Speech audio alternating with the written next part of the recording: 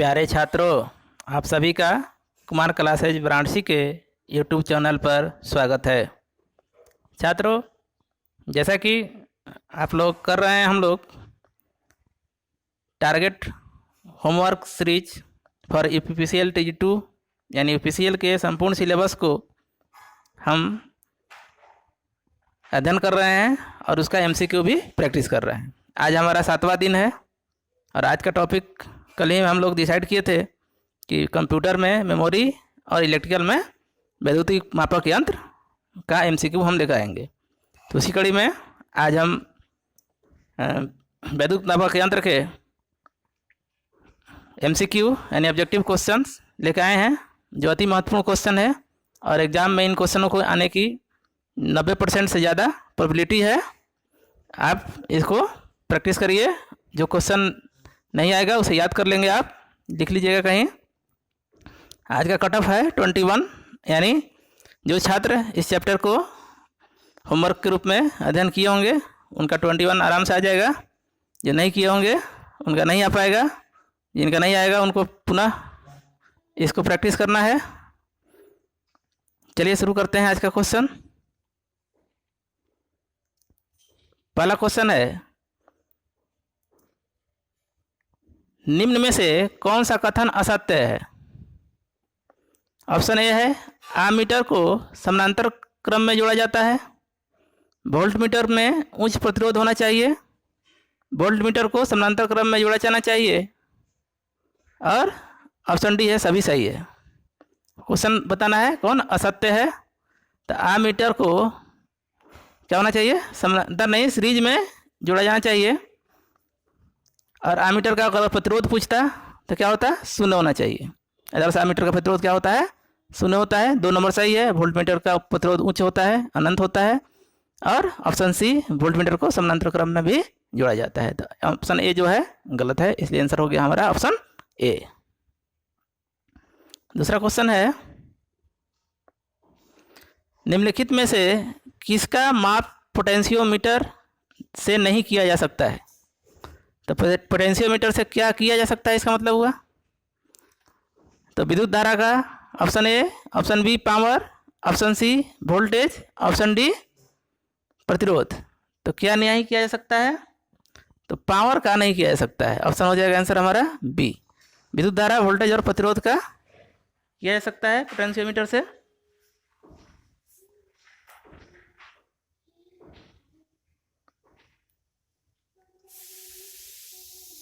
Next question है, number गलत हो गया है, 3 नंबर होगा। घरेलू ऊर्जा मीटर को अन्य किस नाम से जाना जाता है? Option A calorimeter, option B watt प्रति घंटा meter, option C kilowatt meter, और ऑप्शन डी किलोवाट घंटा मीटर। तो घरेलू ऊर्जा मीटर को, जिसे एनर्जी मीटर कहा जाता है, जो हमारे घरों में लगता है, उसे हम किलोवाट घंटा मीटर, ऑप्शन डी आंसर होगा, या kWh मीटर भी कहा जाता है। तो इसलिए आंसर हो गया क्या? डी। नेक्स्ट क्वेश्चन है 4 नंबर। 4 नंबर हमारा क्वेश्चन है, एक पावर फैक्टर मीटर में होता है। ऑप्शन ए जो कंट्रोल होता है, कंट्रोलिंग टॉर्क के लिए क्या प्रयोग करते हैं? हम देखे होंगे 3 चीज़ हम लोग पढ़े थे, स्प्रिंग करते हैं, एयर करते हैं और फ्लूइड करते हैं। तो इसमें पूछ रहा है कि पावर फैक्टर मीटर में तो क्लियर है कि स्प्रिंग होता है कि नहीं होता है, मतलब कि कितने स्प्रिंग होते हैं। तो 4 control spring, 2 control spring, 1 control spring, कि कोई कंट्रोल स्प्रिंग नहीं होता है। तो आंसर हो जाएगा कोई कंट्रोल स्प्रिंग नहीं होता है, डी। पावर फैक्टर मीटर में कंट्रोलिंग टॉर्क की आवश्यकता नहीं होती है। अगला क्वेश्चन है, मेगर क्या मापता है? किसी कॉइल का इंडक्टेंस, ऑप्शन बी इंसुलेशन प्रतिरोध, ऑप्शन सी कॉइल का प्रतिरोध, और ऑप्शन डी विद्युत धारा। तो क्या होगा? Option B. अब देखिए यहाँ कन्फ्यूज मत होइएगा, कॉइल का प्रतिरोध और इंसुलेशन का प्रतिरोध। तो मेगर इंसुलेशन का प्रतिरोध नापता है, ना कि किसी कंडक्टर का प्रतिरोध, ठीक ना? इसलिए आंसर बी होगा। क्वेश्चन नंबर 6 है, पीजोमीटर का प्रयोग क्या मापने के लिए किया जाता है? ऑप्शन ए विकृति, ऑप्शन बी अति निम्न दाब, ऑप्शन सी अति उच्च दाब और option D leakage reactance. Answer क्या होगा? अति उच्च दाब, ऑप्शन सी।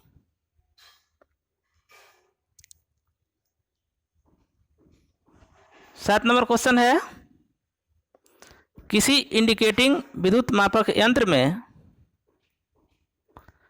आवश्यक रूप से होता है option A deflecting torque, option B damping torque और option C controlling torque, option D इनमें से सभी।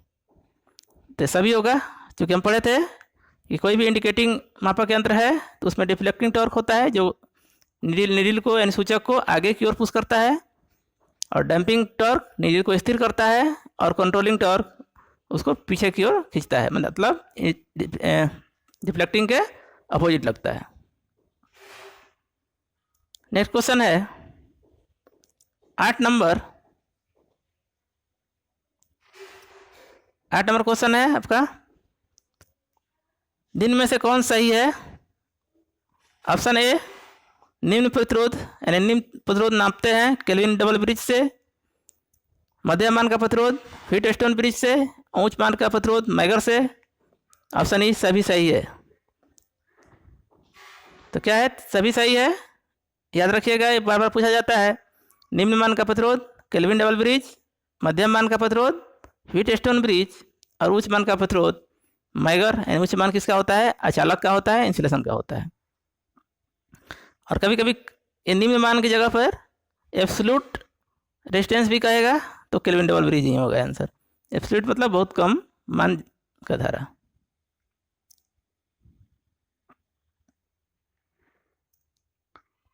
कौन सा यंत्र 9 नंबर क्वेश्चन, कौन सा यंत्र डीसी और एसी दोनों पर कार्य करता है? Moving iron, moving coil, induction type और इलेक्ट्रोस्टैटिक टाइप।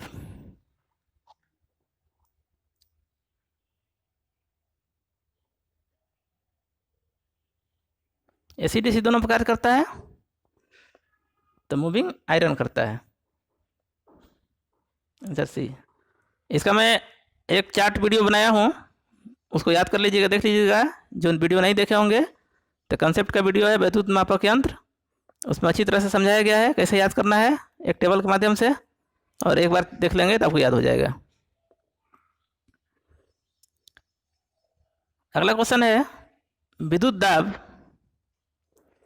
यानी इलेक्ट्रिक प्रेशर मापा जाता है वोल्ट मीटर द्वारा, वाट मीटर द्वारा कि वाट घंटा मीटर द्वारा? तो एक क्वेश्चन आंसर होगा वोल्ट मीटर, क्योंकि हम लोग ये भी जान लीजिए कि वोल्टेज को इलेक्ट्रिक प्रेशर भी कहा जाता है, भी क्वेश्चन पूछा जाता है। यानी विद्युत दाब इलेक्ट्रिक प्रेशर किसे कहा जाता है? तो वोल्टेज आंसर। या एक क्वेश्चन पूछ दे कि इलेक्ट्रिक प्रेशर का यूनिट क्या होता है? तो वोल्ट होता है। एक ही बात है तीनों। 11 नंबर क्वेश्चन, यदि किसी विद्युत संरचना में कोई लघु परिपथ दोष अर्थात शॉर्ट सर्किट हो, यदि मैगर से जांच किया जाए तो मैगर कितना रीडिंग देगा? 0 रीडिंग, 1 मिली ओम कि 1 मेगा ओम? तो शॉर्ट सर्किट होगा तो क्या देगा? 0 देगा। आंसर हो जाएगा हमारा ए।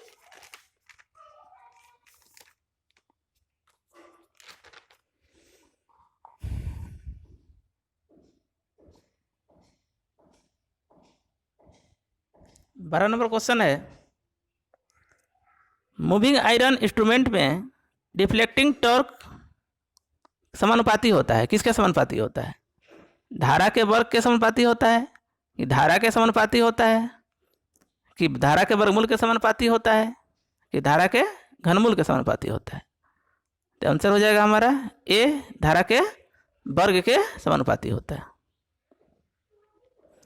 13 नंबर क्वेश्चन है,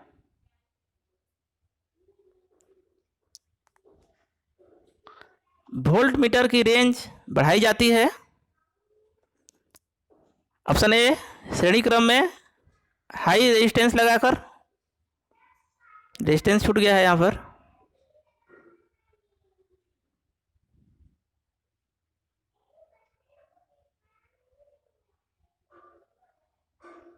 हाई प्रतिरोध, ठीक है ना। पहला क्या है, श्रेणी क्रम में हाई प्रतिरोध लगाकर, ऑप्शन बी श्रेणी क्रम में निम्न प्रतिरोध लगाकर, और ऑप्शन सी श्रेणी क्रम में कैपेसिटर जोड़कर, और ऑप्शन डी समांतर क्रम में निम्न प्रतिरोध लगाकर। तो आंसर हो जाएगा हमारा ऑप्शन वोल्ट मीटर है।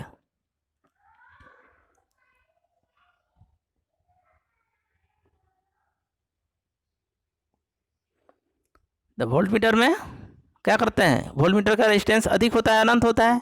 अनंत के लिए क्या होगा, श्रेणी क्रम में हम उच्च प्रतिरोध का मान लगाएंगे, क्योंकि हम जानते हैं कि कुछ प्रतिरोधों को समांतर क्रम में जोड़ेंगे तो उसका समतुल्य प्रतिरोध क्या होगा, सबसे बड़े प्रतिरोध के मान से भी अधिक होगा। इसलिए क्या होगा ऑप्शन आंसर ए।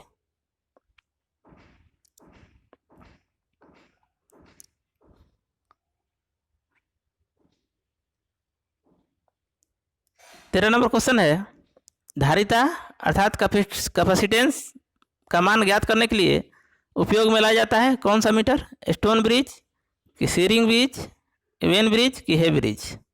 तो शेयरिंग ब्रिज होता है, option B answer. 15 number question,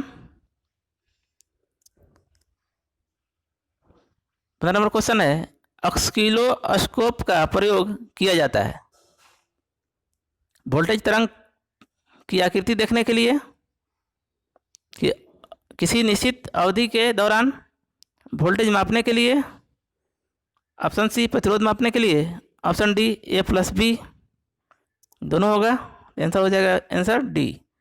oscilloscope का प्रयोग वोल्टेज तरंग रूप की आकृति देखने के लिए तथा किसी निश्चित अवधि के दौरान वोल्टेज मापने के लिए किया जाता है। क्वेश्चन नंबर 16 है,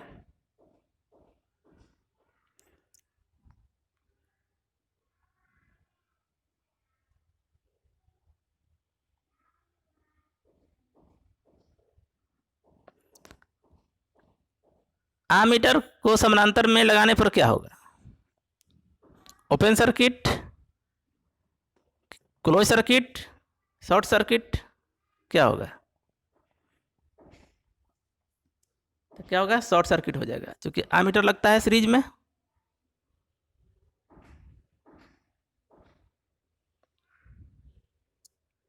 सीआरओ का फुल फॉर्म बताइए, एक क्वेश्चन है जिसका ऑप्शन नहीं है लिखा गया है।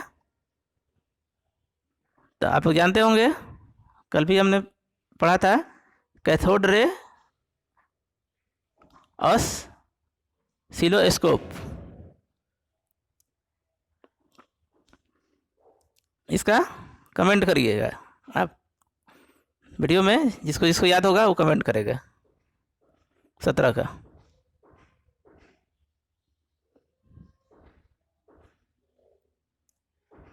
18 नंबर का आंसर है, एनर्जी मीटर में एल्युमिनियम डिस्क में होल क्यों किया जाता है, प्रतिरोध घटाने के लिए, क्रिम्पिंग दोष दूर करने के लिए, ऑप्शन सी है डिस्क का भार कम करने के लिए, कि ऑप्शन डी सभी सही है।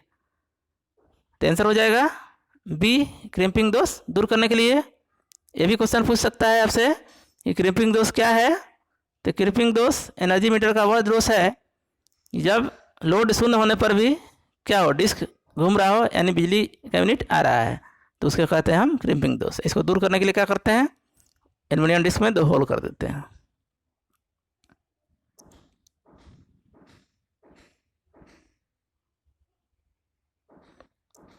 उन्नीस नंबर क्वेश्चन है, अर्थ के प्रतिरोध मापने के लिए किस उपकरण का प्रयोग किया जाता है, अर्थ का प्रतिरोध मापने के लिए किस उपकरण का प्रयोग किया जाता है। Option A megger, option B digital voltmeter, option C tester, earth tester, option D multimeter. तो यहाँ ऑप्शन के अनुसार अर्थ टेस्टर होगा, अगर अर्थ टेस्टर नहीं रहता ऑप्शन तो मेगर भी आंसर हो जाता है, ठीक है। लेकिन यहाँ ऑप्शन अर्थ टेस्टर है, इसलिए आंसर होगा हमारा अर्थ टेस्टर। मेगर से भी अर्थ प्रतिरोध मापा जाता है, लेकिन कब, जब अर्थ टेस्टर हमारे पास उपलब्ध नहीं हो। 20 नंबर क्वेश्चन है, PMMC अर्थात परमानेंट मैग्नेट मूविंग कॉयल, अस्थायी चुंबक मूविंग कॉयल उपकरण को यदि किसी AC सप्लाई से जोड़ दिया जाए तो क्या होगा। ये सिर्फ DC पे चलता है, ये भी क्वेश्चन पूछ सकता है। PMMC कार्य करता है AC DC दोनों, तो सिर्फ DC पे चलता है। लेकिन अब क्वेश्चन कर रहा है अगर AC पर जोड़ दिया जाए तो क्या होगा। कोई भी चलन नहीं होगा, यानी कोई चलन का मतलब उसका निडिल आगे की ओर नहीं बढ़ेगा, कोई उसमें परिवर्तन नहीं होगा। संकेतक की आवृत्ति, ऑप्शन बी है, संकेतक सप्लाई आवृत्ति के अनुदान दलन करेगा। ऑप्शन सी, उपकरण द्वारा पीक मान मापा जाएगा। तो आंसर ये हो जाएगा, उसका निडिल होगा, उसमें कोई परिवर्तन नहीं होगा, कोई चालन नहीं होगा। 21 नंबर क्वेश्चन है, वाट घंटा मीटर किस प्रकार का यंत्र है। हम जाने थे 3 प्रकार का यंत्र होता है सेकेंडरी यंत्र, तो कौन सा प्रकार है वाट घंटा मीटर। तो integrated type, deflecting type, indicating type और कंट्रोलिंग टाइप। तो आंसर हो जाएगा ये इंटीग्रेटिंग टाइप। और इंटीग्रेटिंग टाइप क्या मापता है, तो कुल मान मापता है, ना कि तत्कालिक मान मापता है। जबकि डिफ्लेक्ट, कंट्रोलिंग और इंडिकेटिंग क्या करता है, तत्कालिक मान मापता है। ये भी क्वेश्चन पूछ सकता है। मूविंग आयरन धारा मापी यंत्र में कौन सी डैम्पिंग विधि अपनाई जाती है। मूविंग आयरन में, ये भी चार्ट से हमने पढ़ा था, याद रखिएगा। चार्ट देख लीजिए एक बार, वीडियो पिछला जो वैद्युत मापक यंत्र का फर्स्ट पार्ट वीडियो है कंसेप्ट का, उसमें मैं एक चार्ट से आराम से याद करने के लिए आपको बताया हूँ। Option A air, option B द्रव्य, option C eddy current, option D viscosity. Moving iron में एडी करंट होता है। क्या होता है, एडी करंट। 23 नंबर क्वेश्चन है, वोल्टेज रेगुलेटर सीधे ही नियंत्रित करता है विद्युत क्षेत्र की धारा को, आउटपुट धारा को, स्टेटस परिपथ को, और लास्ट ऑप्शन डी है, ये डी है, गलती से लिखा गया है डी, इसको समझिएगा, रेक्टिफिकेशन को। तो आंसर हो जाएगा विद्युत धारा, विद्युत क्षेत्र की धारा को।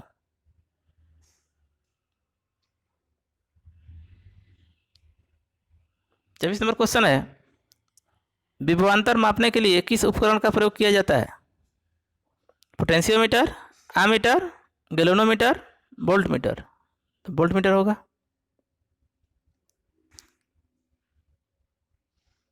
25 नंबर है, 3 फेज 4 वायर परिपथ में शक्ति मापन के लिए प्रयोग होता है 1 watt meter, 2 watt meter, 3 watt meter, 4 watt metre.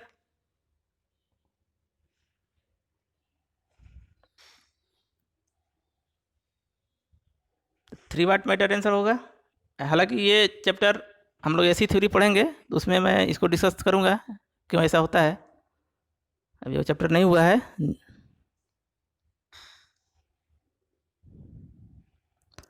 26 number question है, मल्टीमीटर से क्या नहीं मापा जाता है। आवृत्ति, धारा, प्रतिरोध क्षमता, वोल्टेज। तो आवृत्ति नहीं मापी जाती है, इसको महोमीटर भी कहा जाता है। महो मतलब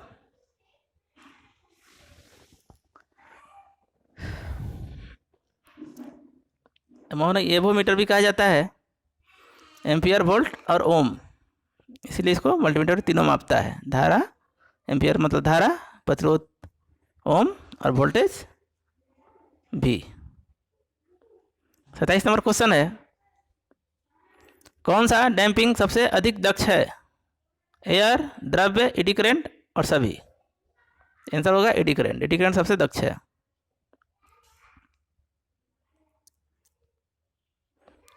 नेक्स्ट क्वेश्चन है 28 नंबर, मैगर की गति रखी जाती है। मैगर में हम जानते हैं किस स्पीड से चलाते हैं, उसमें जेट ब्रेक होता है। आंसर हो जाएगा 160 RPM। 29 नंबर क्वेश्चन है, विद्युत मापक यंत्र विद्युत धारा के किस प्रभाव पर कार्य करता है। उसमें प्रभाव, चुंबकीय प्रभाव कि प्रकाशीय प्रभाव, सभी पर काम करता है। और अंतिम क्वेश्चन है 30 नंबर, यदि नीडल 0 से आगे की ओर खिसकाना हो तो किस टॉर्क की आवश्यकता होगी। डिफ्लेक्टिंग, कंट्रोलिंग, डैम्पिंग कि तीनों? ऑल। रिफ्लेक्टिंग का होगा आंसर ए। तो उम्मीद करते हैं आज का कट ऑफ 21 था। जिन्होंने चैप्टर को पढ़ा होगा वो अपना कट ऑफ प्राप्त किए होंगे। और इसके बाद शाम तक कंप्यूटर का भी वीडियो अपलोड कर दिया जाएगा एमसीक्यू का, जो कल का हम लोग का टारगेट टॉपिक था मेमोरी। उम्मीद करते हैं आप पढ़ लिए होंगे, और जो क्वेश्चन नहीं याद होगा उसको जरूर याद करिएगा। तब तक के लिए धन्यवाद। चैनल को लाइक करिएगा, सब्सक्राइब करिएगा, शेयर करिएगा।